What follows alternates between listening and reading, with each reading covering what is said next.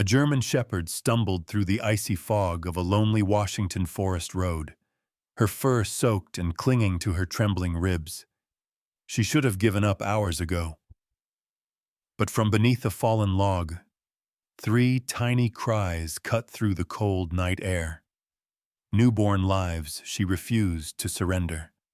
On that forgotten stretch of highway, a retired Navy SEAL would discover what it means to be chosen by a mother still fighting her final mission. No one saw her coming. No one believed she had strength left. Yet she remembered their scent and the oath every soldier carries: never abandon family. What unfolds next will shatter your heart and rebuild it stronger. Before we start, where are you watching from? Write your country below. If you believe every soul, human or animal, deserves to be rescued, hit subscribe now so more stories of hope and courage can find you.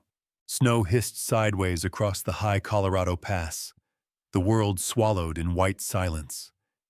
Daniel Hayes kept both hands wrapped tight around the steering wheel of his weather-worn Ford pickup as he crawled along the icy road. At 35 years old, Daniel looked like a man carved from mountain stone. Tall, broad shoulders still bearing the posture of a Navy SEAL, with short, sandy brown hair showing early streaks of gray. A faint scar curved along his left jawline, earned during a night raid years ago when everything changed. His blue-green eyes, once sharp with purpose, now carried a quiet exhaustion, like someone who had survived every battle except the one inside his chest. He had returned to Silver Creek seeking silence, but the silence often brought ghosts. The storm worsened. Wind roared like artillery fire, rattling his memories. He told himself he was just going back to his late father's cabin in the woods, a place that smelled of pine, smoke, and the last time he felt he belonged. But beneath that excuse simmered truth. Daniel had no mission left. He had saved strangers in deserts far away, yet could not save the brothers he called family. Tonight, he only hoped for a warm fire and sleep without nightmares. His headlights cut through a curtain of blowing snow when something dark appeared ahead. Small, hunched, barely visible. He eased on the brakes, wheels skidding slightly over ice. Squinting through the blur of weather, he saw two amber points reflecting back at him. Eyes. A dog stood in the storm's fury, legs shaking, fur soaked and patchy. A German shepherd, her ribs visible beneath the matted coat, her breath coming in ragged bursts. She looked young but worn, maybe 5 years old, though hardship made her appear older. One ear was nicked, and there were scars across her right flank, scars that did not belong to a stray's ordinary misfortune. Daniel stepped out, the wind slicing cold against his skin. "Hey, easy, girl." His voice was deep, gentle, used to giving calm in chaos. The dog didn't growl. She didn't run. She took a shaky step toward him, then another, until her legs gave out and she collapsed against his boots. Heat shot through his chest, a surge of instinct he didn't expect. He knelt, sliding his arms around her. Her body trembled uncontrollably, yet her eyes still held something fierce, a mother's defiance against the dark. Then a sound cut the storm, thin, almost swallowed by the wind. A whimper. Daniel froze. It wasn't from her. He swept his flashlight toward the ditch. The beam found a soggy cardboard box jammed under a fallen log, its sides torn. Inside, 3 tiny German shepherd pups squirmed weakly, fur plastered to their fragile skin. They couldn't have been more than a few days old. Eyes still closed, breaths barely visible. Everything in Daniel curled tight. He remembered another storm, Another desperate voice calling for help through dust and fear. A night in Kandahar when he failed to get everyone home. Lightning flashed, and for a heartbeat, he wasn't on Highway 27. He was back in that ruined alley, radio static screaming in his ear. Not again, he breathed. His pulse hammered, panic rising, but then the dog nudged him with her cold nose, as if to anchor him to the present. Her faint whine said it clearly. Please don't leave my children. Daniel blinked through the sting in his eyes. He shrugged off his heavy field jacket and wrapped each pup carefully inside, placing them close to the mother's chest. She lowered her head, checking them one by one even through exhaustion. You're tougher than both of us, he whispered.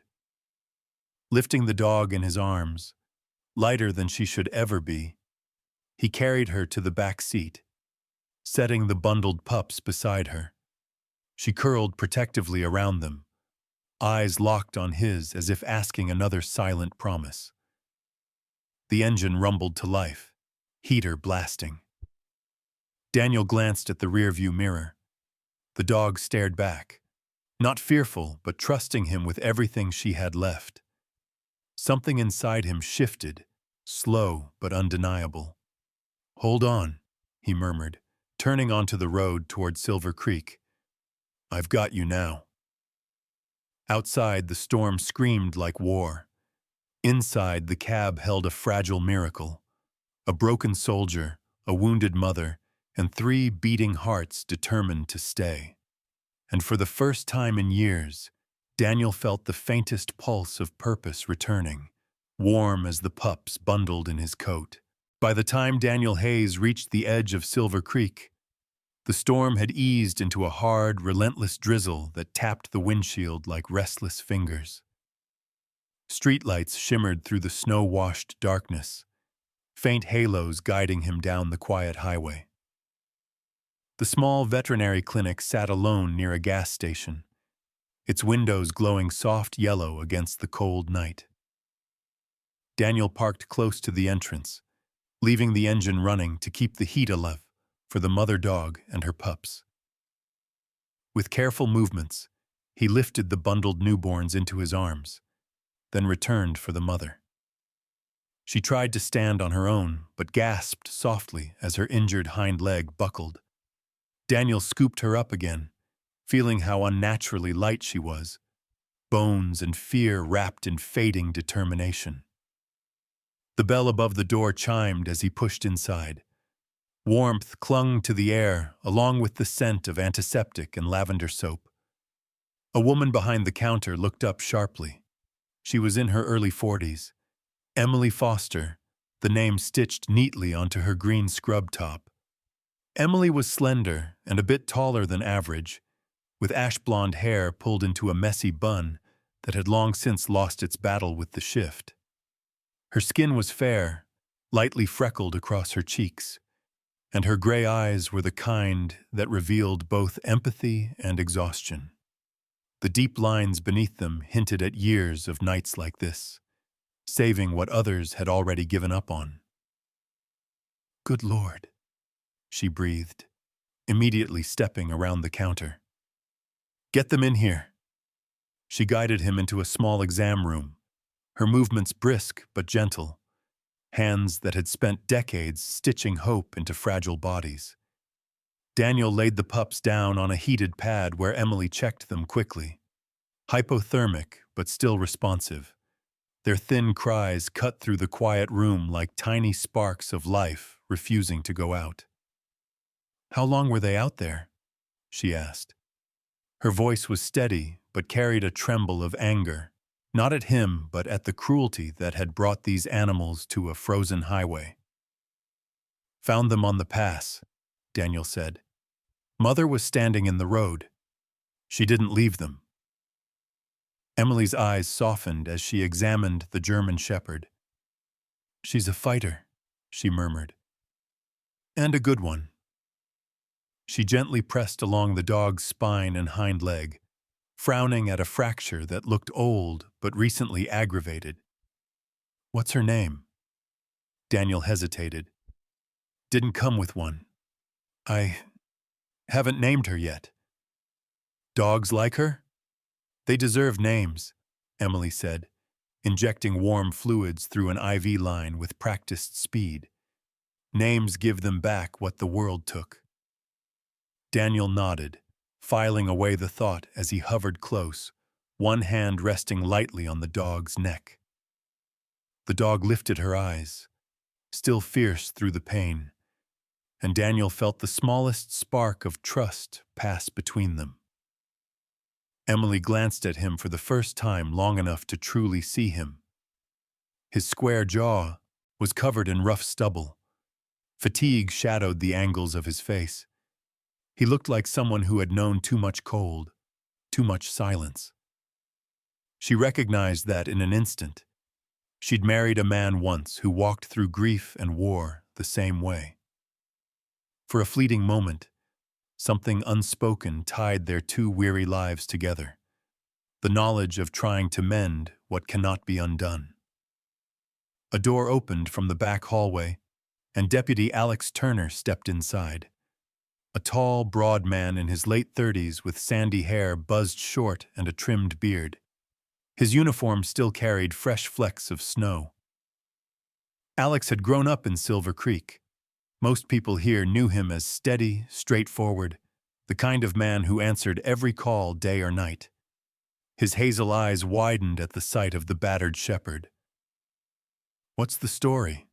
he asked, posture shifting into alert mode. "Found them in the storm," Daniel replied. Alex studied Daniel briefly. The posture of a trained fighter couldn't hide behind a worn jacket. "You military?" "Navy SEAL," Daniel answered simply. Alex nodded once, a silent gesture of respect between soldiers. Emily returned from mixing formula and set a small syringe beside the pups. "They'll make it," she said. "But their mother, she'll need real rest, hydration, antibiotics, a stable place." Her voice slowed, as though weighing whether her next words would push too far. "We're a tiny clinic here. Only one vet on night duty." Daniel understood before she asked. "I'll take them," he said. "All of them." Emily blinked at him, gratitude warming her tired gaze. "Temporary foster, then," she said, pulling a form from a metal drawer. "Until we figure out more." As she handed him a pen, she paused. "You're doing a good thing, Daniel Hayes." He didn't respond. He just looked at the mother dog, this silent soldier of fur and scars, and thought that maybe he wasn't saving her at all. Maybe she had found him for a reason. Emily gently wrapped the pups in clean towels and nodded toward the door. "Take them home, keep her warm, and give her a name." Daniel lifted the mother once more, careful with her injured leg. She rested her head against his chest, not because she was weak, but because she finally could. He whispered into the fur at her ear, "You're safe now." And though he didn't say it aloud, the truth settled heavy and sure inside him. So am I. The road leading to Daniel Hayes's cabin twisted through the forest like a silver thread pulled tight beneath the fading storm. By the time he arrived, the world had softened into thick silence. Snow resting heavy on pines, the moon faint behind clouds. The cabin stood small but sturdy, built decades ago by Daniel's father, a Vietnam veteran who believed wood and stone could guard a man's soul better than walls of concrete ever could. Inside, the warmth returned slowly. Daniel slid logs into the stove and lit them, the fire breathing back to life with a low crackle. The German shepherd mother lay on a folded blanket near the flames, her eyes half open but alert, as if any threat might still rise from the shadows. Daniel watched her closely. Beneath the dirt and exhaustion, She was a beautiful animal, muscular shoulders built for sprinting, a proud frame weighed down only by hunger and old pain. Her fur was tan and black, though patches had thinned from stress. When the pups whimpered, she lifted her head and nosed them closer, a soldier who still guarded her unit.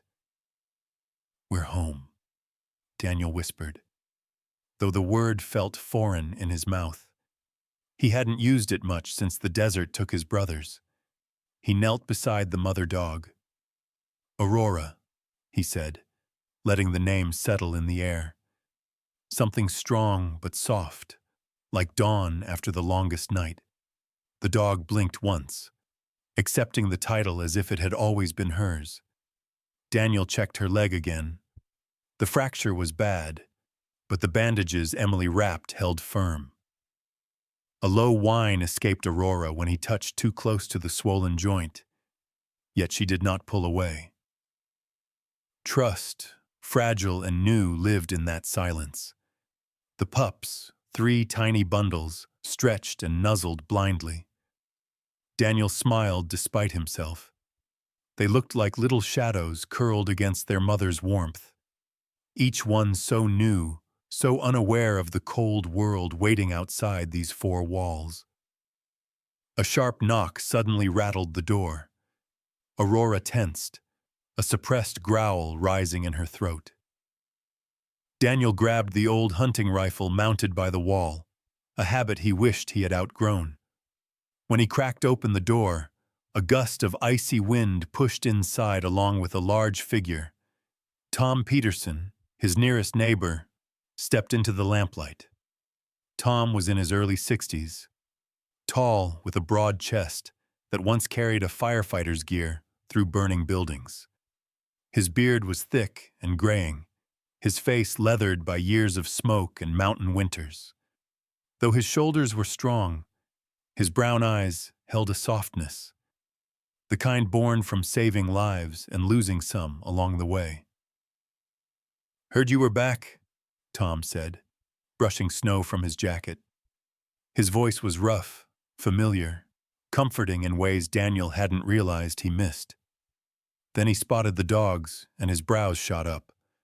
"Well, I'll be damned. That what you brought through that storm?" "Found them on the pass," Daniel replied. "Wouldn't have made it much longer," Tom crouched slowly near the pups, careful not to intrude. "She's a fighter," he said. "I've seen that look in a mother before. A wildfire buried half a station in '97. One dog pulled 2 men out. Barely breathing, she still wagged her tail." Daniel sensed that story weighed more than Tom let on. The older man changed the subject abruptly. "You need anything? Food? Supplies?" "We'll manage," Daniel said, almost too quickly. Tom's weathered face softened with understanding. "No one manages alone for long, Daniel." Before leaving, he placed a bag of dog kibble and canned soup by the door. "Just stop pretending the only thing you need is quiet," he said. "Quiet can be the loudest trouble of all." When Tom left, Daniel stood alone again with Aurora and her pups. Firelight flickered warm reflections in Aurora's amber eyes, yet a part of her gaze remained on the windows, as if she expected something lurking still in the dark. Daniel understood too well. He lay down on the floor while beside them, head against the wall, letting warmth seep into bones stiff from years of sleeping with one eye open. Aurora inched closer, her breathing slow, the pups pressed to her belly. Daniel let his eyes close. For the first time in years, he wasn't falling asleep to screams or sandstorms, only soft whimpers and the steady hum of a fire. Outside, the wind carried away the last violence of the storm. Inside, 4 survivors, 2 scarred soldiers and 3 tiny hearts, rested, stitched together beneath a roof built for healing. And as sleep finally claimed Daniel, one thought eased the burdens he carried. Tonight, nothing was left behind.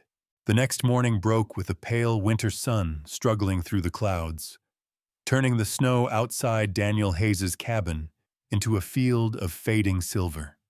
He had slept lightly on the wooden floor beside Aurora and her pups, waking at every shift of her breathing. The mother dog was stronger today. Her ears flicked at the sound of birds outside the window, her eyes tracking every movement as if danger might still be hiding behind the daylight. Daniel moved quietly, feeding the pups formula with the small syringes Emily had given him. Aurora watched intently, a low rumble in her throat whenever a pup squirmed too far from her reach. She trusted Daniel, but her instincts remained sharp, a soldier never truly dismissed. After feeding them, Daniel stepped outside to chop firewood. The cold air bit at his face and he welcomed the sting. It grounded him, reminded him this place wasn't a battlefield anymore, though a part of him kept questioning if safety was ever more than temporary. He was halfway through splitting a log when he noticed a black SUV idling at the end of his long driveway, tires crunching over frosted gravel. The vehicle was out of place, sleek, government-issue style, tinted windows that hid intent. Daniel's grip tightened on the axe handle. The door opened, and a man in a dark wool coat stepped out. He carried himself with a rigid posture that spoke of command. His complexion was pale, contrasted by a salt and pepper beard trimmed with precision. His hair, short and combed back, revealed a receding hairline that added a stern maturity to his presence. He looked late 40s, maybe early 50s. His eyes, cold steel blue, surveyed the property with sharp calculation before landing on Daniel. "Morning," the man called out, his voice measured, professional. "Daniel Hayes?" Daniel nodded slowly. "Who's asking?" The man reached into his coat pocket and produced a leather badge wallet, flipping it open to reveal a federal insignia. "Special Agent Nolan Briggs, Department of Military Investigation." Agent Briggs, new character, had the unmistakable aura of someone who had spent too many years reading classified reports and cleaning up the kind of messes that never made the news. His face showed stress carved into skin, deep lines that hinted at the weight of decisions that cost more than paperwork. Briggs's gaze shifted toward the cabin door. "You picked up a dog on the pass 2 nights ago," he stated rather than asked. Daniel's chest tightened. "How would you know that?" Briggs took a step closer, lowering his voice. "That dog was once registered under a Navy K-9 unit. Name, Aurora. Service designation, MWD-A275. Handler, Sergeant Nathan Cole."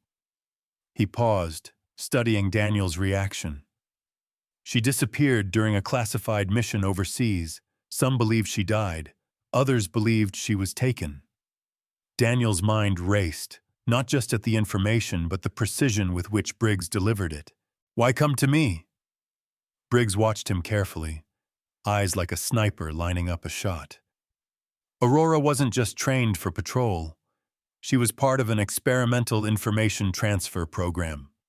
Dogs like her were fitted with encrypted scent markers, data carriers in the field.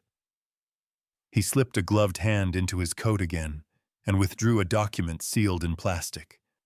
Someone might want what's in her memories, and they won't ask nicely.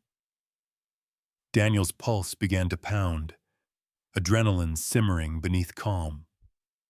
The axe felt heavier in his hand. "You saying someone is after her?"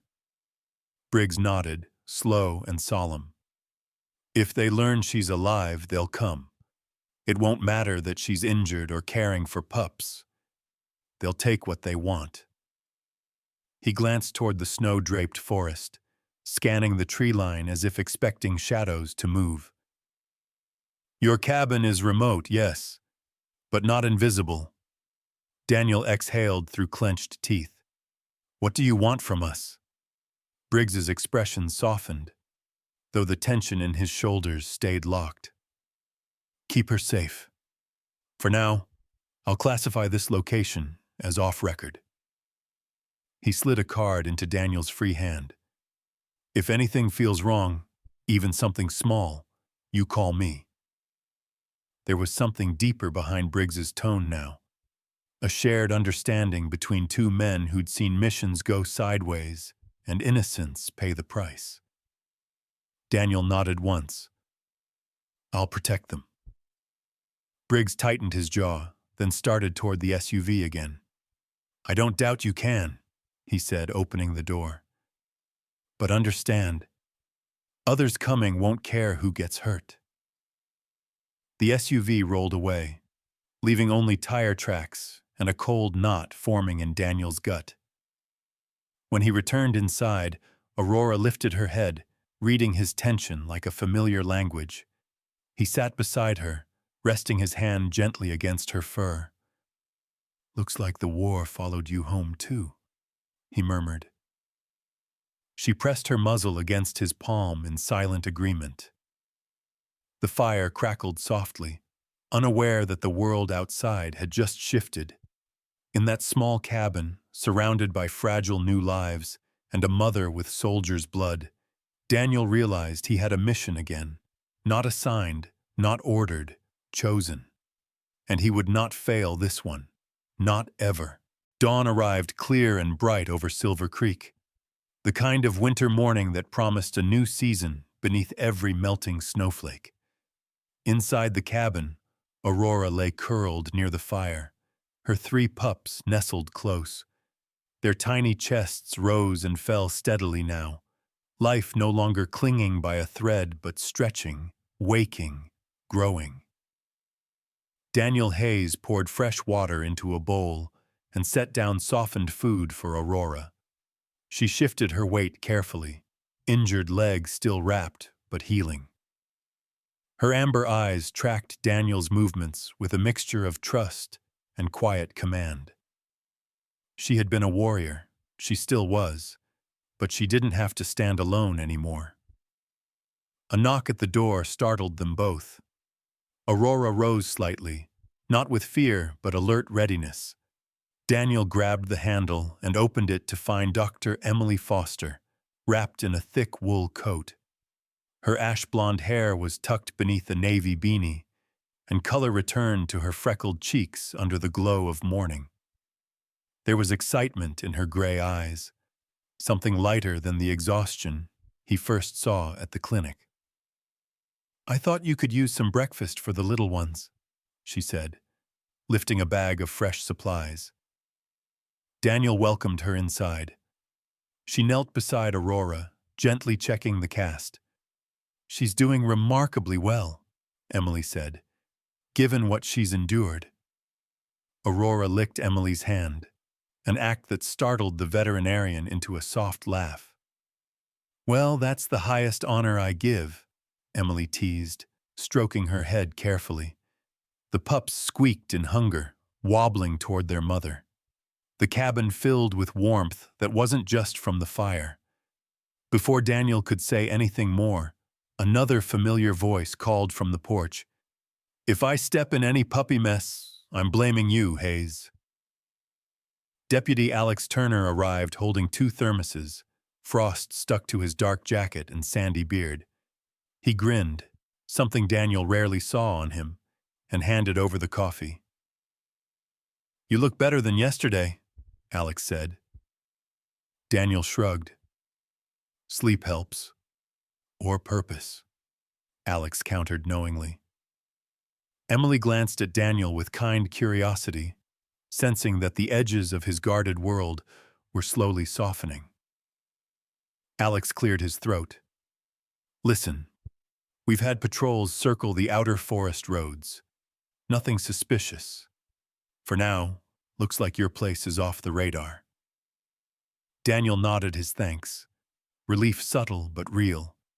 He wasn't used to relying on others, but the burden felt lighter shared. The pups, full-bellied, began tumbling across the blanket. One bold little tail wagged harder than the rest, the pup with the tiny white patch on his chest. Daniel told Emily and Alex the names he'd given them: Hope, Ranger, and Scout. Alex smirked. Navy through and through. Daniel chuckled. Maybe names weren't just labels. They were promises. Later, Emily stepped outside to admire the view of Flathead Pines rolling toward the lake. "It's beautiful here," she said softly. "Quiet." Daniel joined her, the cold, clean air filling his lungs. "Quiet isn't always easy," he admitted. "Sometimes it reminds you what you're trying to forget." Emily's eyes turned thoughtful. "Sometimes quiet lets you rebuild what you lost." It wasn't flirtation, just truth offered gently. Daniel was surprised by how much he needed to hear it. Behind them, Aurora limped toward the open door, pups stumbling after her. She paused at the threshold and looked up at Daniel with one steady, unblinking gaze. "Protect them," her eyes said. "Protect us." Daniel nodded once, a silent vow. "I've been thinking," he began. "This cabin, my dad built it to help him heal after Vietnam. Maybe it can help more than just me now." Alex raised an eyebrow. Emily tilted her head, curious. "There are a lot of retired military dogs, and handlers too, who lose their purpose once the missions stop," Daniel continued. "What if this place became somewhere they could stay? Recover. Begin again." Emily's smile blossomed like sunrise on fresh snow. Alex clapped Daniel's shoulder. "You'd be damn good at that." Daniel turned to Aurora. "We'd be good at that," he corrected, earning a proud lift of her ears. They spent the afternoon clearing a space near the cabin, where a new shelter could be built come spring. Aurora supervised with soldierly focus, while pups dug clumsy holes, contributing chaos but also joy. For the first time in years, Daniel didn't feel like he was patching up a broken past. He felt like he was building a future. As twilight painted the sky in soft embers, Daniel stood on his porch, Aurora sitting tall beside him like a queen guarding her kingdom. Scout toppled over Hope. Ranger barked at a falling pine cone. Emily and Alex loaded their cars, promising to return soon, with wood, fencing, volunteers, everything needed. Before leaving, Emily placed a hand on Aurora's head. "You're home now, sweetheart," she whispered. The door closed behind guests, and the cabin hummed with firelight and quiet peace. Daniel placed his palm gently over Aurora's collarbone. "Welcome home, Aurora," he murmured. The dog leaned into him, a soft rumble of contentment deep in her chest. Outside, stars pierced the darkness, bright, relentless, like hope refusing to extinguish. Aurora's pups curled up against her belly. Daniel rested on the floor beside them, and the cabin, once silent with grief, now echoed with tiny dreams and the heartbeat of a family found in the places no one expected. In Silver Creek, soldiers, two-legged or four, finally had a place to stay. Sometimes, God sends his miracles not in thunder or lightning, but in quiet paw prints and unexpected love. Aurora and Daniel remind us that no one is ever too lost to be found again. Not a soldier, not a forgotten hero, not any of us. If this story touched your heart, share it so hope can travel farther. Leave a comment about a miracle you've witnessed, and subscribe for more stories of courage and compassion. May God bless you with comfort in your storms, strength in your battles, and a light that always leads you home.